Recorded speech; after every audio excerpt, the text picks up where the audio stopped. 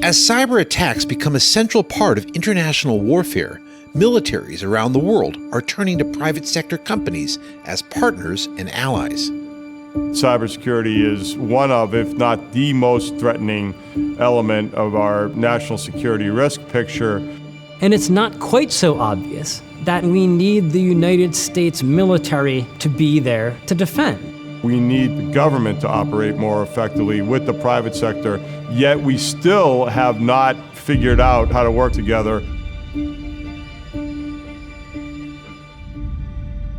The front lines of war have traditionally been reserved for the military and its legions of soldiers, tanks, and airplanes. But in the age of cyber warfare, private sector companies have often found themselves in the crosshairs of enemy fire.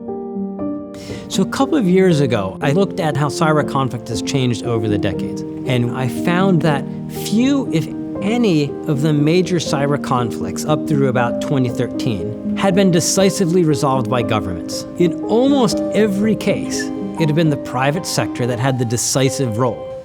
The real deep cyber expertise, knowledge of hardware and software, malware, being able to figure out who's actually the attacker, that increasingly resides in the private sector.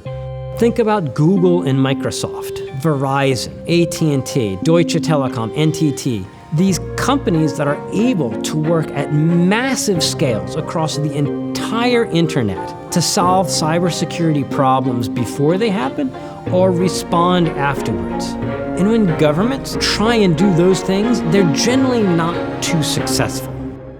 Yet while the challenges of cyber defense increasingly engages private actors, experts say the U.S. government has been slow to adapt to this new playing field.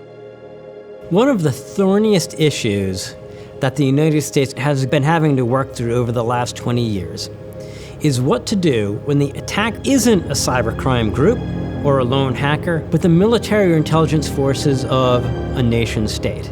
Cybersecurity is one of, if not the most threatening element of our national security risk picture, yet we still have not figured out how to get all the defensive players and organizations to work closely together. Without specific working knowledge of the relevant systems and networks, massive data dumps would have been useless to an agency like the NSA. Trying to pull useful insights from them would be like finding a needle in a haystack.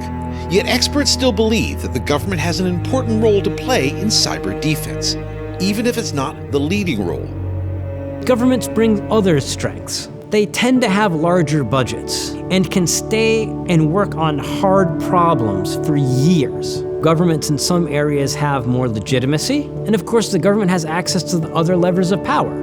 A lot of the companies or nonprofits that are in the position to make the play, they're not all Google and Microsoft. They might not be able to play their position as well as they need to, but those are all great things that the government can do.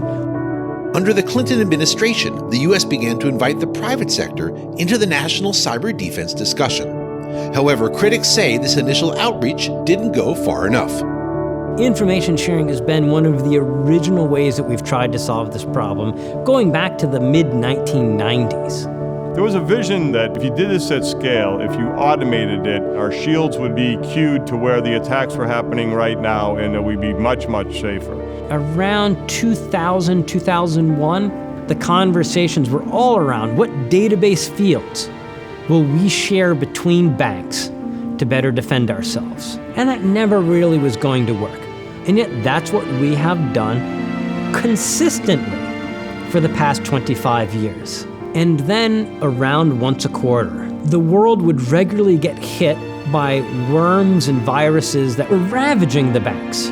We started to see that adversaries are going to attack our financial system, our power grid, our transportation infrastructures to coerce us politically. And so instead of being an information sharing organization, we decided whenever we would get hit by one of these worms or viruses, we would all get on a call immediately and start sharing the information as part of getting better to defeat this virus.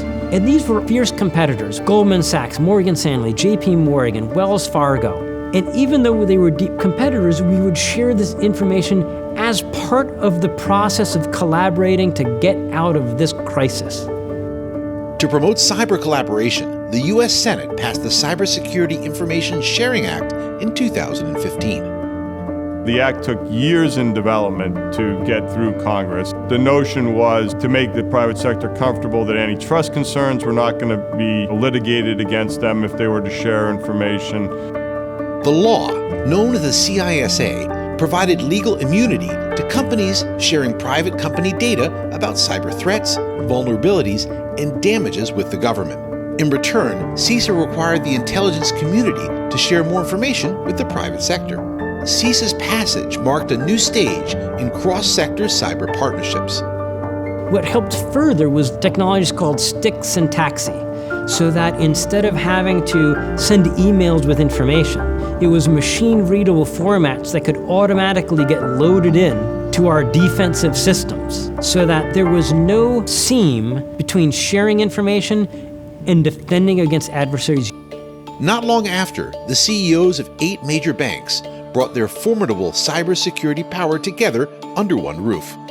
In the late spring of 2016, originally a set of 8 financially systemically important institutions convened their cyber teams and leadership and said, we want to figure out how to work better together, but we also want to go work with the government's highest leadership and really create a deeper level of operational collaboration than we would have through the sort of existing programs in government and the private sector. So this resulted in an organization called the Financial Systemic Analysis and Resilience Center that was expressly designed to allow those banks to do deeper collaboration with the private sector. As time went on, additional institutions, like the New York Stock Exchange, were invited to join the FSARC, while new organizations emerged to bring in other players from the energy sector. A larger set of companies came together to form this mechanism for defining how to do joint risk identification, how to figure out how to work closely with the intelligence community on warning, and to begin to identify the right sorts of contingencies and plans necessary to make us ready for these deeper sorts of attacks. And so the focus now is on operational collaboration. Operational collaboration is the idea that an effective cyber defense requires deep partnerships between public and private actors. In addition to coordinating during attacks, advocates of this approach say public and private actors should plan and train together before the next digital bomb goes off. So perhaps we say what companies and groups are involved in defeating a denial of service attack, nation-state adversaries, malware outbreaks, ransomware, and having specialized groups that are dedicated to taking on the adversary in each of these cases. So we make this process of operational collaboration routine and do it industrial scale so that it becomes easier, cheaper, faster, and we can be more agile than the adversaries so that we can defeat them. If you understand your adversaries and you're watching for them, you can conduct joint activity to disrupt their ability to get into your systems. If you don't plan for the really stressful situations together, you're not ready. Having led cyber operations for both the U.S. Air Force and J.P. Morgan Chase, Greg Rattray has seen both sides of the equation. As such, he is one of the leading proponents of operational collaboration.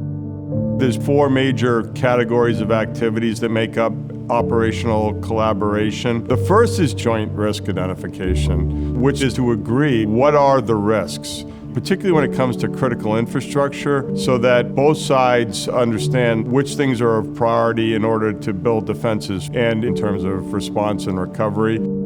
A financial expert might say that the first thing that should be set up and running after a cyber attack is the operating system that runs payment systems. The government must do its part to help defend these systems against foreign governments and help restore them if they are taken offline.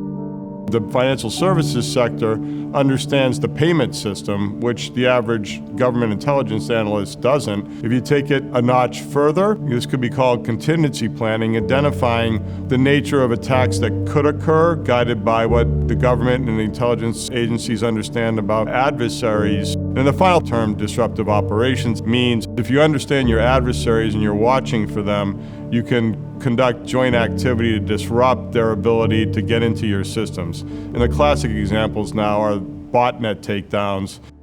When used by a malicious hacker, a botnet is essentially a network of zombie computers, infected by malware and recruited into an attacker's network. The attacker can direct the zombie network to crash web servers, breach private accounts, and distribute financial scams. The intelligence community and Cyber Command did organize to proactively disrupt platforms for malicious activity. One of those platforms was called TrickBot. At the same time, for many years, the Microsoft-led team has been conducting what's called botnet takedowns. With more than 1 million systems in its network, TrickBot had grown into one of the largest botnets on the web by 2020. Previously, it had brought down state courts, a Pentagon contractor, and the city of Durham, North Carolina. But its largest target was perhaps its most consequential yet, the 2020 presidential elections.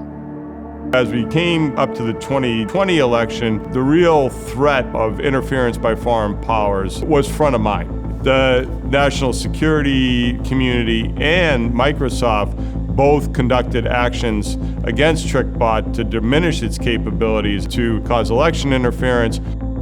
The joint strikes at TrickBot left it unable to interfere in the November 2020 elections. But despite this success, many believe that the U.S. might not be ready to fully embrace the idea of operational collaboration.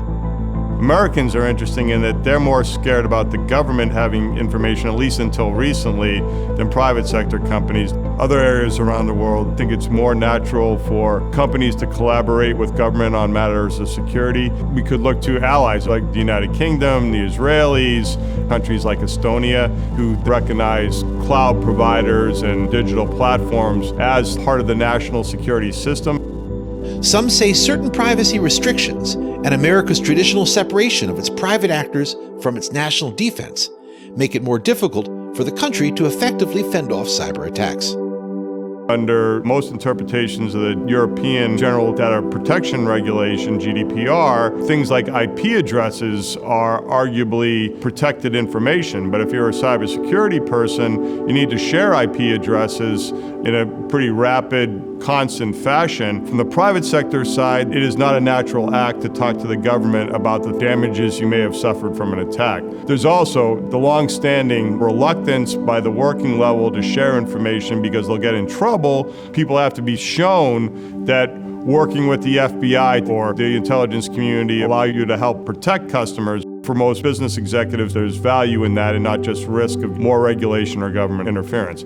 We're at our best when we bring together these strengths of the private sector, the agility, the subject matter expertise, and the ability to bend cyberspace, with those strengths of the government, the budgets, the staying power, the legitimacy. The way the government and the private sector work together can be everything from regulation, where there's rules and mandates for providing private sector information to the government, to the very advanced notion that you're fighting side by side.